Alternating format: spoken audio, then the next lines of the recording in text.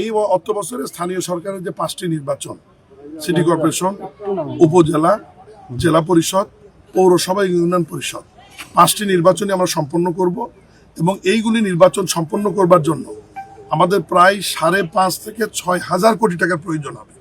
এবং বাজেটে এই বিগত পার্লামেন্টে যে 26-27 অর্থ বছরে যে বাজেটটি অনুমোদন হয়েছে, সেই বাজেটের মধ্যে এই অর্থ সংকুলান করা আছে, রাখা আছে। নির্বাচন কমিশন নির্বাচনগুলোর জন্য প্রস্তুতি গ্রহণ করছে। স্থানীয় সরকার থেকে ইতিমধ্যে নির্বাচন কমিশনকে ব্যাপারে নির্দেশনা দেওয়া আছে।